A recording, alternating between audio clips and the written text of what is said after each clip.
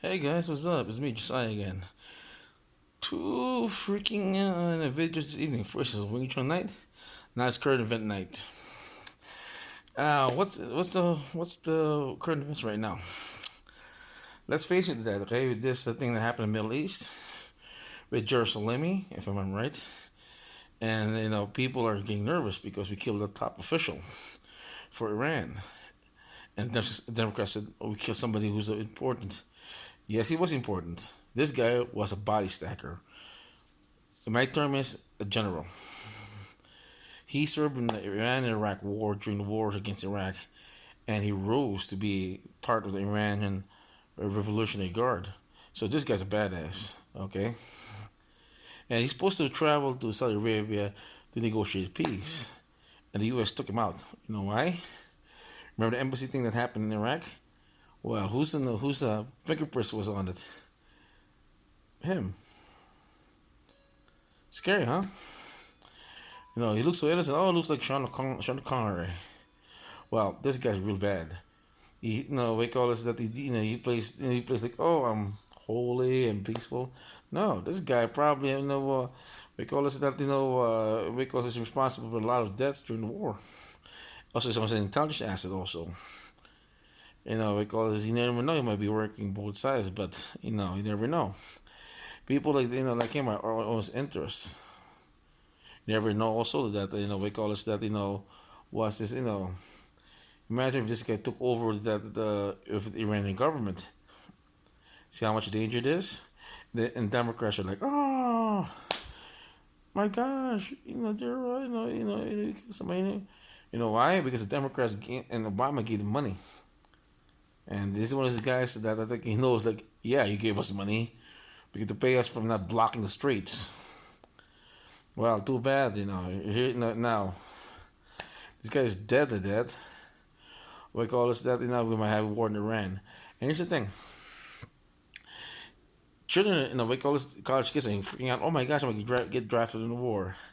Relax, guys.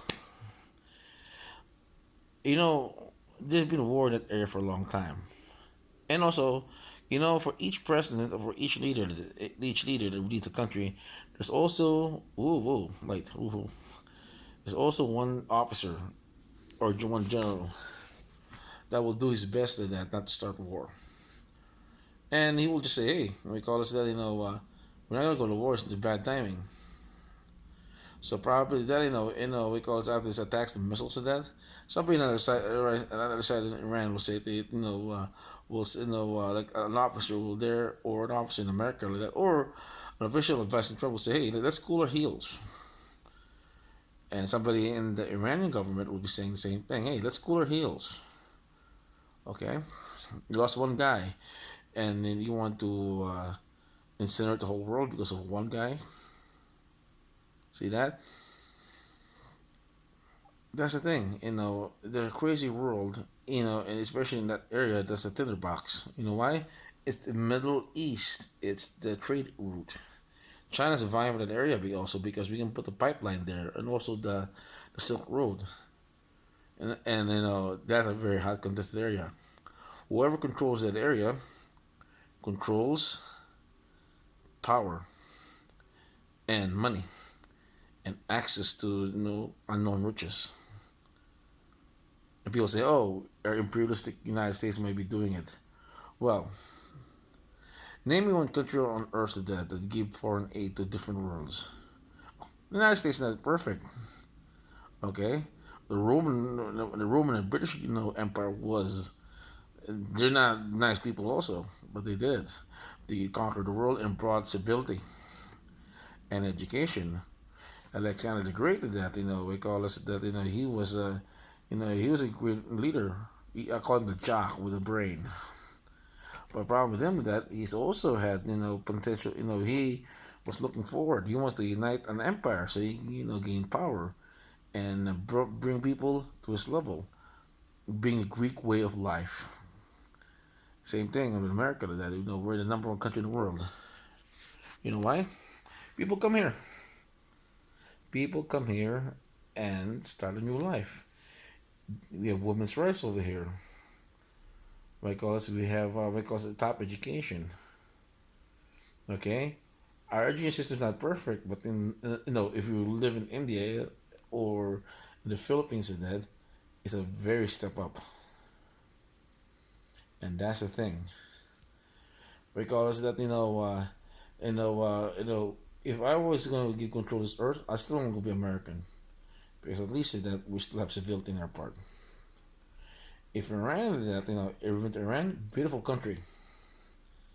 My friend of mine is an Iranian, and he showed me a picture. It looks like Colorado, but the buildings are old. They're from the '60s, and we call it if you Google everything of Iran, we call it the place that the Iranians are look like white people. They look like Aryans. They're not Arabs. They're Aryans, and we call it that they have the same taste as you. They're the same taste as everybody. So that's why war's not gonna happen because you know why? A what's if they do invade, if the Ayatollah does scorch the earth and invade towards Israel, then you have a big problem. Okay, you invade this whole part of the world and you're gonna govern it. That takes money and manpower and different cultures. Oh, we drove over the American school. Now Iran's occupy Iraq and Israel and whoever they get and whoever gets their way, Saudi Arabia. Do you think those people over there would be happy for you that step into their country? Yeah, we drove a bad guy out, then you come. Same thing. It's a never-ending cycle. There's nothing perfect. So don't worry that guys out there. If you're college students out there, remember one thing: there's always somebody with a with who's vigilant, and he knows, and he'll just tilt. An advisor or a soldier or a general will say that because that was do his best for peace. Because remember top generals also, and they never got up there. They got up there because they saw bloodshed, and they have a heart. Whoever has a heart of that, been in both sides, they will tell their leaders, "Hey, cool off." And okay, let's just think about it. Let's talk to America again. Even though we hate them, we'll talk to them. Let's delay it. Let's squash this beef, even though we don't agree. Give it 10 more years. 10 more years, we'll hate each other. But let's not fire the first bullet. But if that happens to that, we call us that. What you gain? That's the thing. Sun Tzu's Art of War. Okay, read that book. Read that book. It's a good book about war. That was strategy, and he shows you one thing over there. It's the art of patience and strategy. All right, guys, enjoy your night. Happy New Year, and don't be disheartened, guys. If the New Year doesn't start out right, it's still the baby year is still trying to walk. Okay, good night from Vegas.